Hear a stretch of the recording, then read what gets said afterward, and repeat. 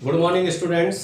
आज हम क्लास 12 का इलेक्ट्रोस्टैटिक्स का एक इम्पॉर्टेंट टॉपिक इलेक्ट्रिक फील्ड पढ़ेंगे। इलेक्ट्रिक फील्ड विद्युत क्षेत्र, इसकी डेफिनेशन देखते हैं। हमारे पास कोई आवेश है, इस आवेश का चारों ओर का क्षेत्र जहां परीक्षण आवेश बल अनुभव करे उसे हम विद्युत क्षेत्र कहते हैं। समझते हैं, हमारे पास कोई चार्ज Q है तो इसके चारों ओर, मान लीजिए यहां पर कुछ दूरी पर आपने एक टेस्टिंग चार्ज रखा है Q0, परीक्षण आवेश। आपको बता चुका हूं टेस्टिंग चार्ज को हमेशा पॉजिटिव लिया जाता है और इसकी वैल्यू ऑलमोस्ट 0 के आसपास होती है, नगण्य होती है। इसको हमने यहां रखा और यदि इस Q के कारण इस Q0 पर विद्युत बल F लगता है तो आप ये कह सकते हैं कि ये Q0 इस Q के विद्युत क्षेत्र में मौजूद है।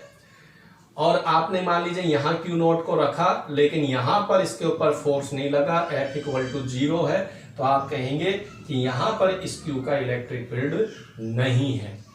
ठीक है, तो इलेक्ट्रिक फील्ड के लिए यही कंडीशन जरूरी है कि चार्ज पर फोर्स लगना चाहिए, तो वो उसका इलेक्ट्रिक फील्ड कहलाएगा। ठीक है, अब इससे रिलेटेड टॉपिक है विद्युत क्षेत्र की तीव्रता, इंटेंसिटी ऑफ इलेक्ट्रिक फील्ड। फॉर्मूले से समझते हैं।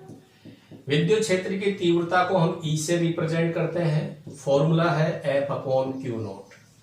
समझिए, आपने इस Q के इलेक्ट्रिक फील्ड में एक टेस्टिंग चार्ज Q0 को रखा, तो जैसे Q0 को रखा तो इसके ऊपर F विद्युत बल लगा, तो इस विद्युत बल F में आपने टेस्टिंग चार्ज के मैग्नीट्यूड से डिवाइड कर दिया, तो इस F/Q0 को ही आपके इस पॉइंट का नाम A दे देते हैं, तो A का इलेक्ट्रिक फील्ड कहलाएगा।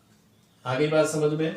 जैसे मान लीजिए आपने Q0 को इस B पॉइंट पर रखा और इस समय इसके ऊपर फोर्स F1 लग रहा है और टेस्टिंग चार्ज Q0 है, तो आपकी EB की वैल्यू F1/Q0 हो जाएगी। जितना फोर्स लग रहा है डिवाइड बाय चार्ज, ये आपके इंटेंसिटी ऑफ इलेक्ट्रिक फील्ड हो गया। ठीक है, यूनिट यहीं से निकल जाएगी, N/कूलम इलेक्ट्रिक फील्ड की। इलेक्ट्रिक फील्ड एक वेक्टर क्वांटिटी है, तो we can write E vector equal to F/Q0 in vector form. ठीक है, अब आपको याद रखना है कि इलेक्ट्रिक फील्ड यदि पॉजिटिव चार्ज बना रहा है तो पॉजिटिव चार्ज का जो इलेक्ट्रिक फील्ड की डायरेक्शन है वो डायरेक्शन इंफिनिटी की ओर जाती हुई होगी। जैसे प्लस Q है तो डायरेक्शन ऑफ इलेक्ट्रिक फील्ड इस तरह से जाती हुई होगी। और यदि आपका चार्ज नेगेटिव चार्ज है तो डायरेक्शन चार्ज की ओर आती हुई होगी इंफिनिटी से, इस तरह से डायरेक्शन ऑफ इलेक्ट्रिक फील्ड। तो इस चीज को आपको ध्यान रखना। ठीक है, जैसे यदि ये प्रोटॉन है तो इसका इलेक्ट्रिक फील्ड जाता हुआ बनाएंगे, और यदि ये इलेक्ट्रॉन है तो इसका इलेक्ट्रिक फील्ड आता हुआ बनाएंगे। ठीक, अब यहां पर एक जो इंपॉर्टेंट बात है वो ये है कि इस फॉर्मूले को देखकर ऐसे लगता है कि EQ0 यानी कि टेस्टिंग चार्ज के मैग्नीट्यूड पर डिपेंड करता है, जबकि ऐसा नहीं है। EQ0 पर डिपेंड नहीं करता है, पर निर्भर नहीं करता है।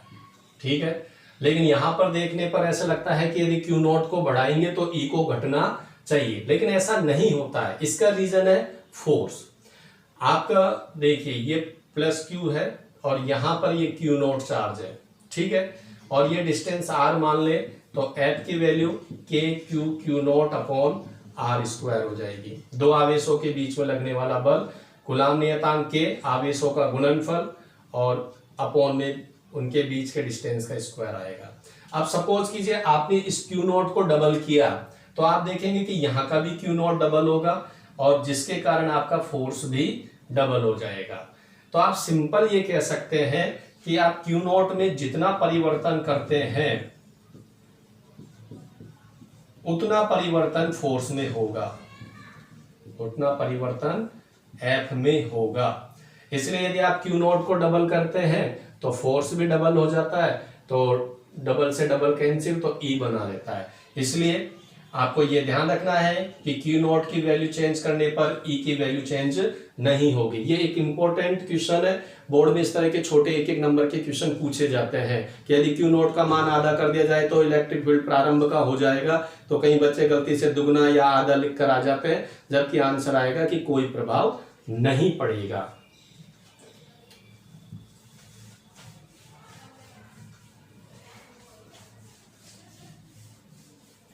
अब एक और छोटा टॉपिक लेते हैं, एक बिंदु आवेश के कारण विद्युत क्षेत्र।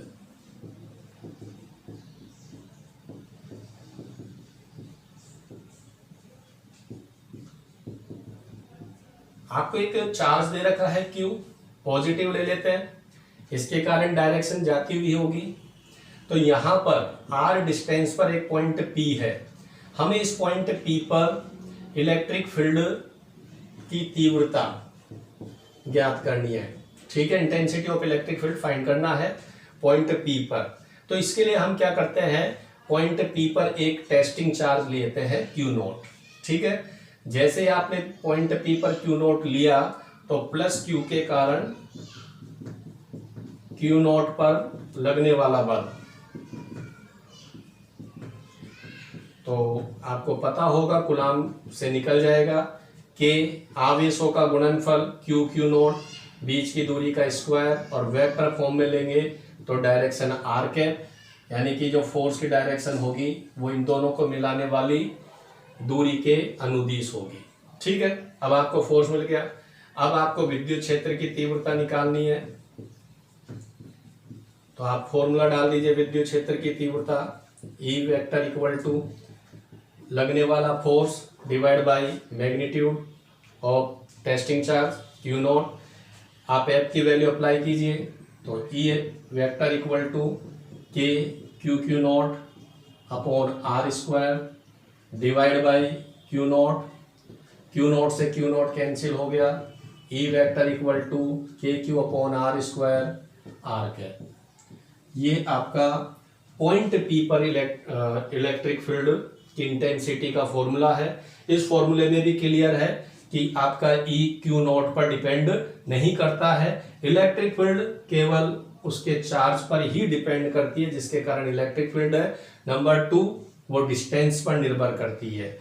यदि आप चार्ज से दूर जाएंगे तो आपका इलेक्ट्रिक फील्ड कम होता जाएगा। E inversely proportional R square. यदि हम E और R का ग्राफ खींचें तो आपका ये ग्राफ अति परवलय ग्राफ प्राप्त होगा। R को यदि आप डबल करेंगे तो E 4 गुना कम हो जाएगा। तो ये एक बिंदु आवेश के कारण विद्युत क्षेत्र की तीव्रता का टॉपिक हुआ, जो कि आसान है। बस आपको ये ध्यान रखना, पॉजिटिव चार्ज के कारण डायरेक्शन जाती हुई, यदि ये नेगेटिव चार्ज है तो आप यहां पर माइनस आर केप को यूज कर सकते हैं। Next point,